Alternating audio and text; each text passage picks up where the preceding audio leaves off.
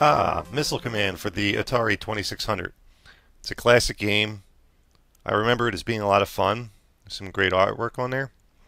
And yeah, it's a great time. Let's pop it in, see what we got going, and at the very end I have a special treat for you.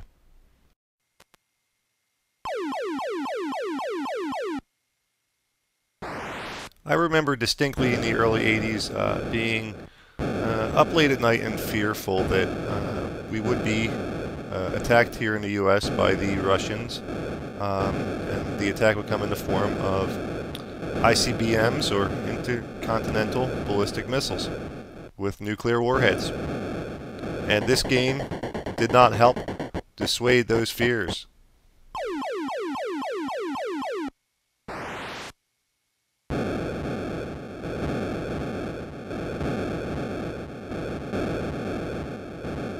The game concept is simple enough, which is a good thing. All games should really be simple in concept and fun to play and challenging at the same time.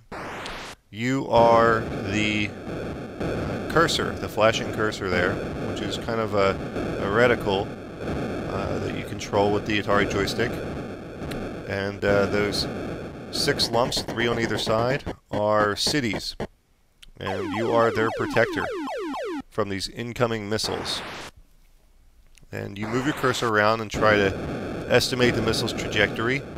And if you time everything perfectly, you destroy the missile before it hits your city. And you have a finite number of shots. As you can see, right in the center of the screen, there are little dashes, and each time you fire, you lose one of those. That's your ammunition. And you score points by intercepting these missiles. And you also score points at the end of each match or round by how many cities you have standing and how many extra bullets you have left as your ammunition.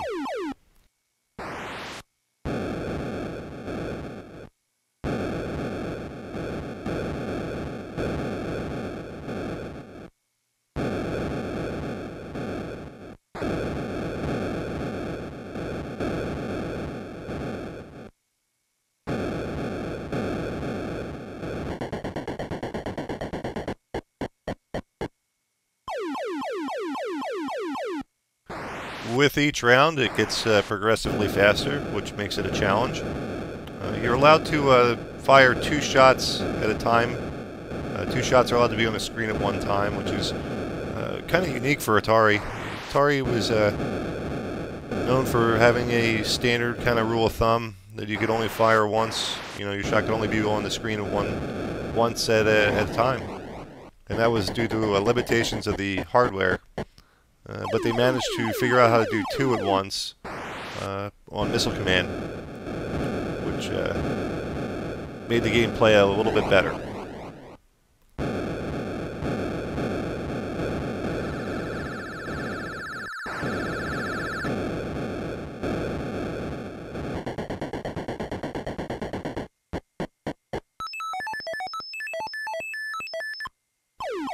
That noise you just heard was signaling that I had scored over 10,000 points and I got to resurrect a city from the dead.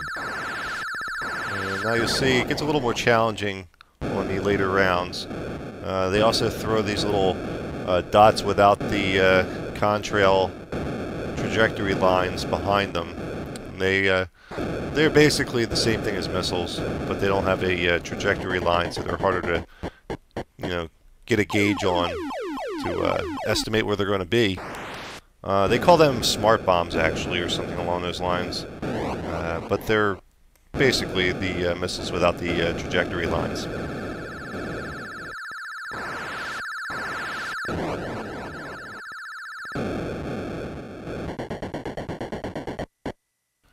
Missile Command first came around in the arcade in 1980, and it was a lot of fun to play then.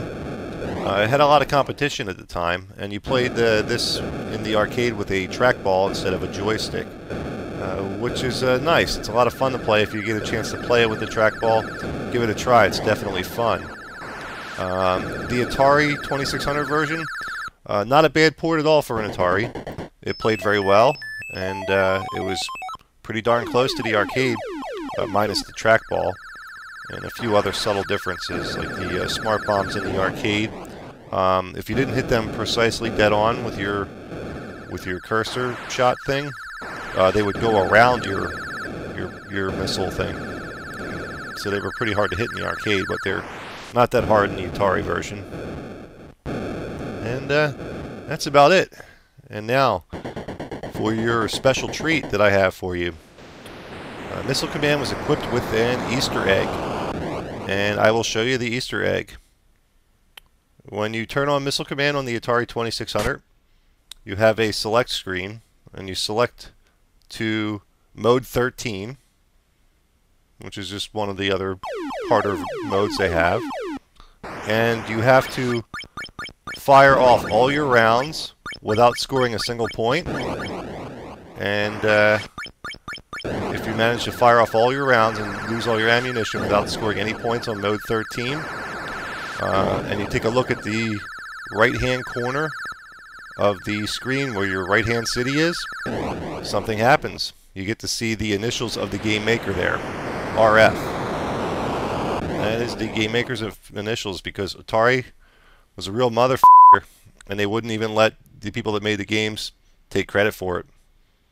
So there you go. The second Atari Easter egg. The first one was an adventure, and I'll detail that later, but there you go. There's your treat. Enjoy. I'm Dommie for Classic Games Revisited. Until next time.